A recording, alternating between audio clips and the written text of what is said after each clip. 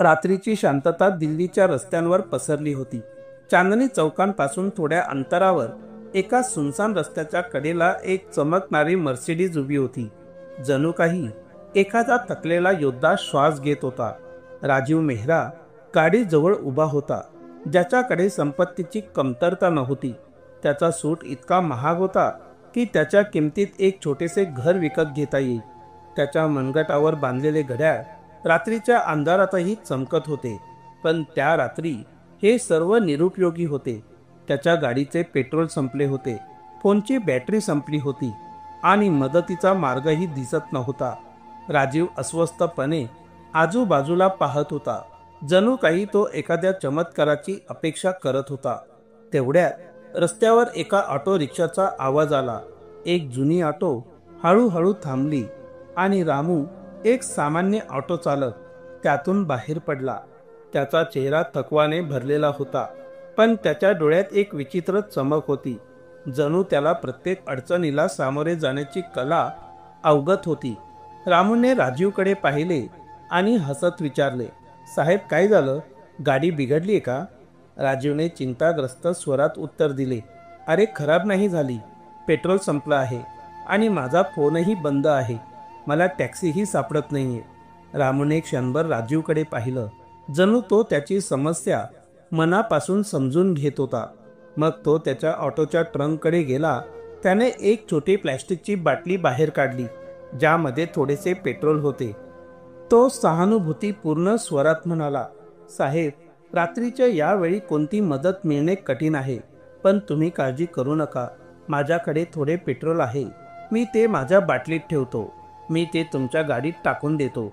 राजीवने आश्चर्याने आणि दिलासाने विचारलं की तुमच्याकडे पेट्रोल आहे का? तुम्ही माझे प्राण वाचवत आहात. रामूने कोणताही संकोच न करता राजीवच्या गाडीत पेट्रोलच्या बाटलीतून इंधन भरले. ते जवळच्या पेट्रोल पंपावर जाऊ शकेल इतकं पुरेसं होतं. गाडी पुन्हा सुरू झाली. राजीवने सुटकेचा निश्वास सोडला आणि रामूकडे पाहून म्हणाला की तुम्ही मला खूप अडचणीत मदत केली. मला तुम्हाला काहीतरी द्यायचे आहे. रामूने किंचित डोके हलवले आणि साध्या स्वरात उत्तर दिले, नाही बॉस, मला जे करायचं होतं तेच मी केलं. राजीवने त्याचा साधेपणा पाहिला आणि मनात काहीतरी विचार करू लागला. त्याने रामूला त्याचं नाव आणि पत्ताही विचारला. मग तो त्याच्या गाडीत बसला आणि रात्रीच्या अंधारात गायब झाला. पण ही भेट फक्त एक सुरुवात होती. राजीवच्या मनात रामूसाठी काहीतरी मोठं होतं, जे त्याने त्या रात्री दिलेल्या छोट्याशा मदतीपासून सुरू झाले होते. रामूचे जीवन सोपे नव्हते. दिल्लीच्या एका छोट्याशा झोपडपट्टीत त्याचं एक छोटंसं घर होतं. ते घर म्हणजे फक्त एक खोली होती, ज्यामध्ये तो त्याची पत्नी लक्ष्मी आणि 2 मुलं छोटू आणि राणीसह राहत होता. खोलीच्या भिंती जुन्या होत्या. पावसात छतावरून पाणी टपकायचे आणि वीज कनेक्शन देखील अनेकदा तुटायचे. तरीही रामूच्या चेहऱ्यावर नेहमीच हास्य असायचं. तो सकाळी लवकर उठायचा, त्याची ऑटो साफ करायचा आणि रस्त्यांवर फिरायचा. सकाळपासून रात्रीपर्यंत प्रवाशांना नेण्यातच त्याचा संपूर्ण दिवस जात होता. रामूच्या आयुष्यात आर्थिक संकट नेहमीच अगदी सावलीसारखे त्याच्यावर राहिले. लक्ष्मी घरांमध्ये मोलकरीण म्हणून काम करायची, जेणेकरून ती मुलांची शाळेची फी भरू शकेल आणि घराचा खर्च चालवू शकेल. छोटू आणि राणी दोघेही सरकारी शाळेत शिकत होते, पण पुस्तकांचा आणि गणवेशाचा खर्चही रामूसाठी मोठा भार होता. तरीही त्याने कधीही तक्रार केली नाही. त्याला त्याच्या मुलांना चांगलं शिक्षण द्यायचं होतं, जेणेकरून त्यांचं जीवन त्याच्यासारखे कठीण होऊ नये. दररोज सकाळी रामू त्याच्या ऑटोने दिल्लीच्या रस्त्यांवर प्रवाशांच्या शोधात फिरायचा. कधी कधी जर त्याला चांगले प्रवासी मिळाले तर दिवस चांगला जायचा, पण बऱ्याचदा त्याला तासनतास वाट पाहावी लागत असे आणि पेट्रोलचा खर्च कमाईपेक्षा जास्त व्हायचा. तरीही रामूचं मन मोठं होतं. तो कधीही कोणत्याही प्रवाशाकडून जास्त पैसे मागत नसे आणि जर त्याला कोणी गरीब किंवा असहाय्य दिसले तर तो त्याला मोफतही सोडत असे. लक्ष्मी अनेकदा त्याला म्हणायची की रामू, तू इतरांबद्दल इतका विचार का करतोस? स्वतःबद्दलही विचार कर. त्यावर रामू हसत हसत उत्तर द्यायचा की लक्ष्मी, जर आपण इतरांना मदत केली नाही तर देव आपल्याला कशी मदत करेल? रामूचा हा विश्वासच त्याची ताकद होता. तो प्रत्येक अडचणीत असत पुढे जात असे. पण त्याच्या आयुष्यात एक मोठा बदल येणार होता, जो त्या रात्री राजीव मेहरा यांच्याशी झालेल्या भेटीने सुरू झाला. राजीव मेहरा दिल्लीतील सर्वात मोठ्या व्यावसायिकांपैकी एक होता. त्याचा व्यवसाय कापड उद्योगापासून ते रिअल इस्टेटपर्यंत पसरलेला होता. मेहरा एंटरप्राइजेस ही कंपनी केवळ भारतातच नाही तर परदेशातही ओळखली जात होती. राजीवच्या आयुष्यात ते सर्व काही होतं ज्याची लोक स्वप्न पाहतात. मोठा बंगला, आलिशान गाड्या, परदेशी सुट्ट्या. पण राजीव फक्त पैशांचा धनी नव्हता. त्याच्या मनात एक उदारता होती जी त्याला इतरांपेक्षा वेगळं ठरवत असे. राजीवचा असा विश्वास होता की पैसे कमवणे सोपे आहे, पण ते योग्य ठिकाणी वापरणे ही एक कला आहे. तो अनेकदा धर्मादाय संस्थांना मोठा पैसा दान करायचा. त्याच्या देणग्यांची यादी खूप मोठी होती. अनाथाश्रम, शाळा, रुग्णालये. पण तो कधीही त्याच्या देणग्यांबद्दल बढाई मारत नव्हता. त्याला दाखवायला आवडत नव्हते. त्याला त्याच्या पैशाने कोणाचे तरी जीवन बदलावे असे वाटत होते आणि त्याच्या स्तुतीत लेख लिहिले जाऊ नये असं वाटत होतं. त्या रात्री जेव्हा रामूने त्याला मदत केली तेव्हा राजीवच्या मनात काहीतरी वेगळेच होते. त्याने रामूचा साधेपणा आणि प्रामाणिकपणा पाहिला होता. त्याला माहीत होतं की रामूने त्याला फक्त त्याचे हृदय स्वच्छ असल्यामुळेच मदत केली. राजीवने रामूला असे काहीतरी देण्याचा दृढ निश्चय केला होता जे त्याचे जीवन बदले. पण त्याला हे देखील माहीत होतं की रामूसारखे लोक पैशांमागे धावत नाहीत. त्याला असं काहीतरी करायचं होतं ज्यामुळे रामूची मेहनत आणि स्वाभिमान दुखावला जाणार नाही.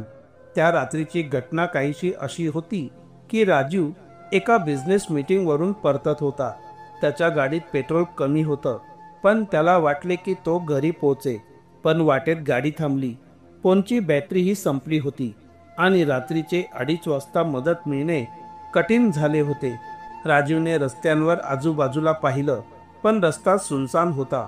तो त्याच्या गाडीजवळ काळजीत उभा होता. रामूची ऑटो तिथून जात असताना रामूने राजीवची अडचण पाहिली आणि तो थांबला. त्याने विचारलं की काय झालं, आणि जेव्हा राजीवने त्याला पेट्रोल संपल्याचे सांगितले तेव्हा रामूने विचार न करता त्याच्या बाटलीतून पेट्रोल काढले. तो म्हणाला की तो नेहमीच त्याच्यासोबत थोडं पेट्रोल ठेवतो कारण त्याची ऑटो जुनी आहे आणि कधी कधी त्याला अशा समस्यांचा सामना करावा लागतो. तो म्हणाला की तो नेहमीच त्याच्यासोबत थोडं पेट्रोल ठेवतो कारण त्याची ऑटो जुनी आहे आणि कधी कधी त्याला अशा समस्यांचा सामना करावा लागतो. पेट्रोल भरल्यानंतर राजूने त्याला काहीतरी देण्यास सांगितले तेव्हा रामूने त्याला स्पष्ट नकार दिला. तो म्हणाला की त्याने फक्त त्याचं कर्तव्य निभावले आहे. राजूने त्याचं ऐकलं आणि स्वतःशीच हसला.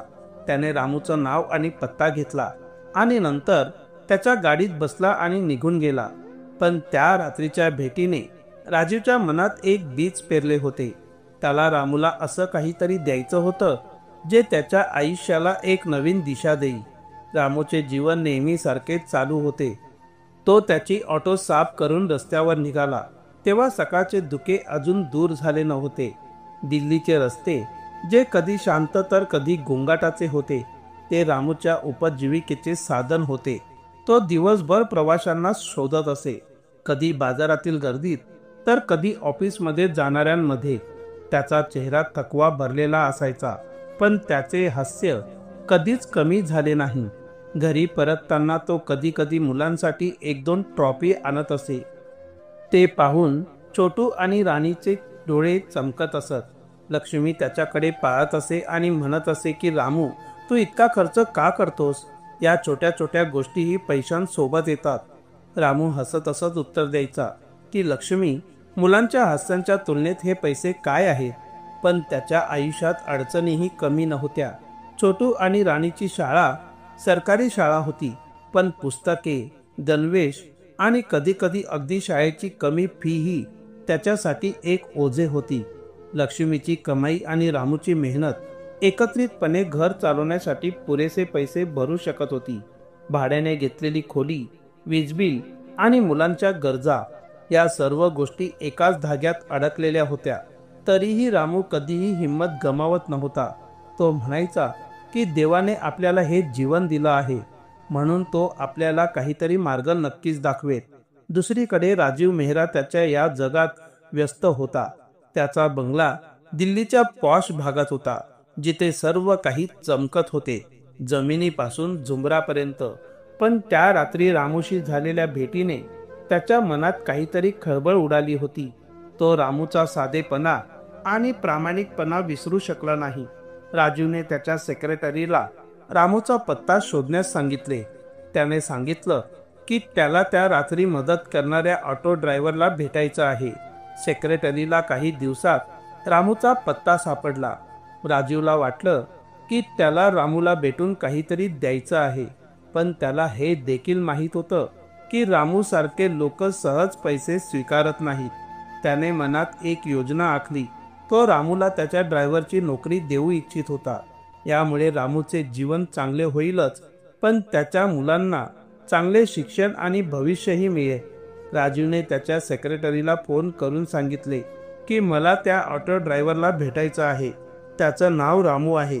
तू त्याला माझ्या ऑफिसमध्ये बोलाव, पण मी त्याला काय देणार हे त्याला सांगू नकोस. एका सकाळी रामू एका प्रवाशाला त्याच्या ऑटोमध्ये सोडल्यानंतर परत येत असताना एका माणसाने त्याला थांबवले. तो म्हणाला की रामू भाई, एक साहेब तुम्हाला फोन करत आहे. त्यांचं नाव राजीव मेहरा आहे. ते तुम्हाला त्यांच्या ऑफिसमध्ये भेटू इच्छितात. रामूने आश्चर्याने विचारले की मेहरा साहेब, ते मला का फोन करत आहेत? त्या माणसाने फक्त एवढंच सांगितलं की ते फक्त तुम्हाला भेटू इच्छितात. तुम्ही उद्या सकाळी त्यांच्या ऑफिसला जा. रामूच्या मनात अनेक प्रश्न निर्माण झाले.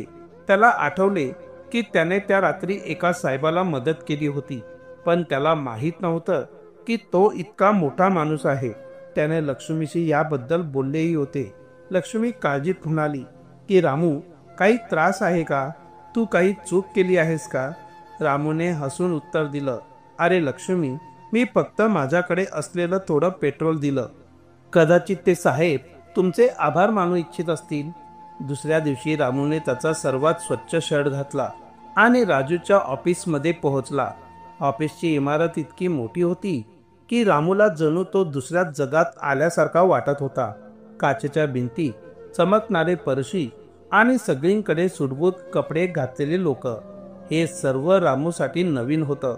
तो थोडासा संकोचला, पण त्याने धाडस एकवटले आणि रिसेप्शनमध्ये त्याचं नाव सांगितलं. रामूला राजूच्या केबिनमध्ये नेण्यात आले. त्याला पाहून राजूने हसून त्याचं स्वागत केलं आणि म्हणाला की रामू, त्या रात्री तू मला खूप मदत केलीस. मला तुला काहीतरी द्यायचं आहे. रामूने सरळ उत्तर दिलं की नाही बॉस, मी जे करायचं होतं तेच केलं. मला काहीही नकोय. राजूने त्याचं ऐकलं आणि शांतपणे त्याच्या प्रामाणिकपणाचं कौतुक केलं. तो म्हणाला की रामू, मला तुझ्या मदतीची परतफेड करायची नाही. मी तुला एक संधी देऊ इच्छितो. तू माझ्यासाठी काम करशील का? रामूने आश्चर्याने विचारलं की काम? पण साहेब, मी फक्त एक ऑटो ड्रायव्हर आहे. तुमच्यासारख्या मोठ्या माणसासाठी मी काय काम करू शकतो? राजीव हसत म्हणाला की तुम्ही माझे वैयक्तिक ड्रायव्हर बनू शकता. मला तुमचा प्रामाणिकपणा आणि मेहनत आवडली. तुम्हाला माझ्यासोबत काम करायचं आहे. रामूने क्षणभर विचार केला. त्याला काय बोलावं ते सुचत नव्हतं. तो म्हणाला की साहेब, मी तुमचे आभार मानतो, पण मला विचार करण्यासाठी वेळ हवा आहे. राजीवने त्याचा मुद्दा समजून घेतला आणि म्हणाला की ठीक आहे रामू, तू विचार करतोयस, पण लक्षात ठेव, मी तुला फक्त नोकरी देत नाहीये. मी तुला तुझं जीवन चांगलं बनवण्याची संधी देत आहे. रामूने मान हलवली आणि ऑफिस सोडले. त्याच्या मनात अनेक प्रश्न होते. त्याने ही मोठी संधी स्वीकारावी का? त्यामुळे त्याचे आणि त्याच्या कुटुंबाचे जीवन बदलेल का? कथेत पुढे जाण्यापूर्वी तुम्हाला विनंती आहे की व्हिडिओला लाईक करा, चॅनलला सबस्क्राईब करा आणि कमेंटमध्ये तुमचे नाव आणि तुमच्या शहराचे नाव नक्की सांगा. घरी परतताना रामूने लक्ष्मीला सर्व काही सांगितले. लक्ष्मीने डोळे मोठे करून विचारलं की रामू, तू नकार का दिला नाहीस? इतक्या मोठ्या साहेबांसोबत काम करणे सोपे होणार नाही. रामूने उत्तर दिलं, लक्ष्मी, मी नकार दिला नाही, पण होई म्हटलं नाही. मला वाटतं की ही संधी आमच्या मुलांसाठी काहीतरी चांगलं करू शकते. रामू आणि लक्ष्मी रात्रभर याबद्दल बोलत राहिले. रामूला भीती होती की तो या नवीन आयुष्यात बसू शकणार नाही, पण लक्ष्मीने त्याला प्रोत्साहन दिले. ती म्हणाली की रामू, तू नेहमीच म्हणतोस ना की देव मार्ग दाखवतो, कदाचित हाच मार्ग असेल. शेवटी रामूने राजूची ऑफर स्वीकारण्याचा निर्णय घेतला. दुसऱ्या दिवशी रामूने राजूला फोन केला आणि म्हणाला की सर, मी तुमच्यासाठी काम करण्यास तयार आहे.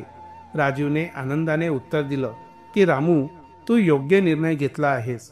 उद्यापासून तू माझ्यासोबत काम करायला सुरुवात करू शकतोस. रामूच्या आयुष्यात एक नवीन अध्याय सुरू होणार होता. त्याने त्याच्या ऑटोचा निरोप घेतला आणि राजू सोबत काम करायला सुरुवात केली. राजूने त्याला चांगला पगार तर दिलाच, पण त्याच्या बंगल्याजवळ त्याला आणि त्याच्या कुटुंबाला एक लहान पण आरामदायी घरही दिलं. एकेकाळी कष्ट आणि कष्टांनी भरलेलं रामूचं जीवन आता एका नवीन दिशेने वाटचाल करत होते.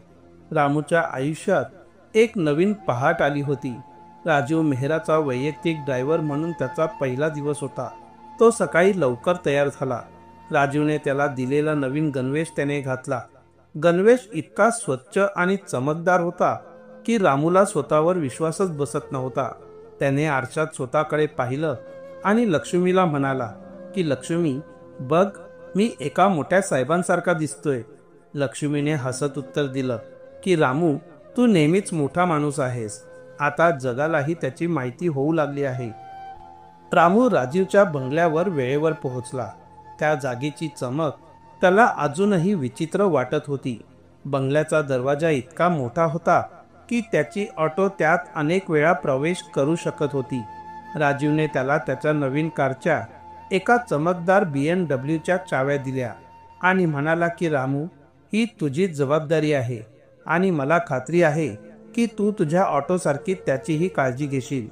रामूने मान हलवली आणि स्वतःशी विचार केला की ही कार त्याच्या संपूर्ण आयुष्याच्या कमाईपेक्षाही महाग असेल. रामूचे काम राजीवला त्याच्या ऑफिसमध्ये, बैठकांमध्ये आणि कधीकधी शहराबाहेर नेणेही होते. सुरुवातीला या नवीन आयुष्यात येण्यासाठी त्याला थोडा वेळ लागला. ऑटो आणि BMW चालवणे हे दोन वेगवेगळे जग होते, पण रामूची मेहनत आणि शिकण्याची उत्सुकता त्याला खूप लवकर सगळं शिकवत होती. तो वेळेचा पक्का होता. तो नेहमी हसत असे आणि राजूच्या प्रत्येक लहान मोठ्या गरजांची काळजीही घेत असे. राजूला त्याची ही सवय खूप आवडायची. तो अनेकदा त्याच्या मित्रांनाही सांगायचा की रामू फक्त माझा ड्रायव्हर नाहीये, तो माझ्या मित्रासारखा आहे. राजूने रामूच्या कुटुंबाला त्याच्या बंगल्याजवळ एक लहान पण आरामदायी घरही दिलं होतं. हे घर रामूच्या जुन्या भाड्याच्या खोलीपेक्षा कितीतरी पटीने चांगले होते. भिंती मजबूत होत्या, छतावरून पाणी टपकत नव्हते आणि वीज कनेक्शनही मजबूत होते. छोटू आणि राणीला हे घर एखाद्या राजवाड्यापेक्षा कमी वाटले नाही. लक्ष्मीने पहिल्यांदा घरात एक छोटा फ्रीज पाहिला तेव्हा तिचे डोळे अश्रूंनी भरले. ती रामूला म्हणाली की रामू, हे सर्व अगदी स्वप्नासारखं वाटतंय. हे खरोखर आपलं आहे का? रामूने तिचा हात धरून उत्तर दिलं, लक्ष्मी, हे सर्व देवाच्या कृपेने आणि मेहरा साहेबांच्या उदारतेचा परिणाम आहे. रामूला नेहमीच त्याच्या मुलांचं शिक्षण ही सर्वात मोठी चिंता होती. राजीवने हे ऐकलं तेव्हा त्याने लगेच छोटू आणि राणीला दिल्लीतील एका चांगल्या खाजगी शाळेत प्रवेश मिळवून दिला. त्याने शाळेची फी, पुस्तकं आणि गणवेशाचा सर्व खर्च उचलण्याचे आश्वासनही दिले. रामूने हे ऐकलं तेव्हा त्याचे डोळे पाणावले. तो राजीवला म्हणाला की साहेब, तुम्ही माझ्यासाठी खूप काही केलं आहे. आता तुम्ही माझ्या मुलांचं जीवनही सुधारत आहात. तुमचे हे उपकार मी कसे फेडू? राजीव हसला आणि म्हणाला की रामू, हे उपकार नाहीत. त्या रात्री तुम्ही मला मदत केली आणि आता मी तुम्हाला मदत करत आहे. हा जीवनाचा हिशेब आहे. छोटू आणि राणी नवीन शाळेत खूप आनंदी होते. त्यांच्याकडे नवीन पुस्तकं, नवीन गणवेश आणि सर्वात महत्त्वाचं म्हणजे असे वातावरण होते जिथे ते काहीतरी मोठे करण्याचे स्वप्न पाहू शकत होते. छोटूला विज्ञानाची आवड होती आणि तो अनेकदा त्याच्या शिक्षकांना प्रश्न विचारत असे. राणीला चित्रकलेची आवड होती आणि तिला शाळेत कला वर्गात तिची प्रतिभा दाखवण्याची संधीही मिळाली. रामू आणि लक्ष्मी आपल्या मुलांना प्रगती करताना पाहून खूप आनंदी झाले. राजीवची उदारता फक्त रामूच्या कुटुंबापुरती मर्यादित नव्हती. तो त्याच्या आजूबाजूच्या लोकांना मदत करण्यावर विश्वास ठेवत असे. त्याने त्याच्या बंगल्याच्या कर्मचाऱ्यांसाठीही एक छोटी शाळा सुरू केली, जिथे त्यांची मुलं मोफत शिक्षण घेऊ शकतील. त्याने रामूलाही या शाळेचा भाग होण्यास सांगितले. रामूने त्याचा अनुभव सांगितला आणि म्हणाला की साहेब, जर माझ्या मुलांना इतकी चांगली संधी मिळू शकते तर इतर मुलांनाही ती मिळाली पाहिजे. राजीवने त्याचं ऐकलं आणि शाळेचा आणखी विस्तार करण्याचा निर्णय घेतला. रामू आता फक्त ड्रायव्हर राहिला नव्हता, तो राजीवचा विश्वासू साथीदार बनला होता. राजीव अनेकदा त्याचा व्यवसाय त्याच्या सोबत शेअर करत असे आणि रामूने त्याचा साधा सल्ला दिला. एकदा राजीवने त्याला विचारलं की रामू, जर तू माझ्या जागी असतास तर तू काय केलं असतं? रामूने हसून उत्तर दिलं की साहेब, मी फक्त शक्य तितक्या लोकांना मदत करेन. पैसा येतो आणि जातो, पण माणुसकी नेहमीच तुमच्या सोबत राहते. राजीवने त्याचं ऐकलं आणि शांतपणे त्याच्या विचारसरणीचे कौतुक केले. कालांतराने रामू आणि राजीवमध्ये एक अनोखे नाते निर्माण झाले. ते मालक आणि नोकरांचे नाते नव्हते किंवा फक्त मैत्रीचे नव्हते. ते एक असे बंधन होते जे प्रामाणिकपणा, विश्वास आणि मानवतेवर आधारित होते. राजीवला रामूच्या कठोर परिश्रम आणि साधेपणाचा अभिमान होता आणि राजीवची उदारता आणि मोठे हृदय पाहून रामू नेहमीच आश्चर्यचकित व्हायचा. एके दिवशी राजीवने रामूला त्याच्या ऑफिसमध्ये बोलावले आणि म्हणाला की रामू, मी तुला आणखी एक जबाबदारी देऊ इच्छितो. मी माझ्या चॅरिटी फाउंडेशनचा एक भाग तुला सोपवू इच्छितो. ज्यांना मदतीची गरज आहे त्यांना तू समजतोस. तू माझ्यासोबत एक काम करशील का? रामूने आश्चर्याने विचारलं की साहेब, मी फक्त एक सामान्य माणूस आहे, मी हे सर्व कसं करू? राजीवने उत्तर दिले की रामू, तू सामान्य नाहीयेस. तुझ्याकडे असे हृदय आहे जे इतरांचे जीवन बदलू शकते. रामूने ही नवीन भूमिका स्वीकारली. तो राजीवच्या चॅरिटी फाउंडेशनमध्ये सामील झाला, जिथे त्याने ज्यांना सर्वात जास्त गरज होती त्यांना मदत करण्यासाठी मदत केली. त्याने त्याच्या जुन्या परिसरातील अनेक कुटुंबांना शाळा आणि नोकरीच्या संधी मिळवून दिल्या.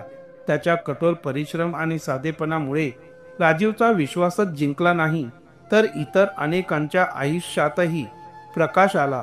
रामूचे जीवन आता पूर्वीसारखे राहिले नाही. त्याचे कुटुंब आनंदी होते. छोटू आणि राणी चांगल्या शाळेत शिकत होते आणि लक्ष्मीला आता घरात भांडी धुण्याची गरज नव्हती. तिने तिच्या घरात एक छोटे शिवणकाम केंद्र सुरू केले, जिथे ती परिसरातील महिलांना शिवणकाम शिकवत असे. रामूचा चेहरा आता पूर्वीपेक्षा जास्त उजळला होता, कारण तो केवळ स्वतःचं जीवन चांगलं बनवू शकत नव्हता, तर इतरांच्या जीवनातही फरक करत होता. त्या रात्रीच्या त्या छोट्याशा भेटीने रामू आणि राजीवचे जीवन कायमचे बदलले. रामूच्या साधेपणाने आणि राजीवच्या उदारतेने एक अशी कहाणी निर्माण केली जी केवळ त्यांच्या कुटुंबांनाच नाही, तर त्यांच्या सभोवतालच्या लोकांनाही प्रेरणा देणारी होती. ती मानवता, विश्वास आणि कठोर परिश्रमाची कहाणी होती. तर मित्रांनो, जर तुम्हाला ही कहाणी आवडली असेल तर लाईक करा, कमेंट करा आणि सूरज व्हॉइस चॅनलला सबस्क्राईब करा. आपण पुन्हा भेटू एका नवीन कथेसह. तोपर्यंत धन्यवाद. थँक्यू.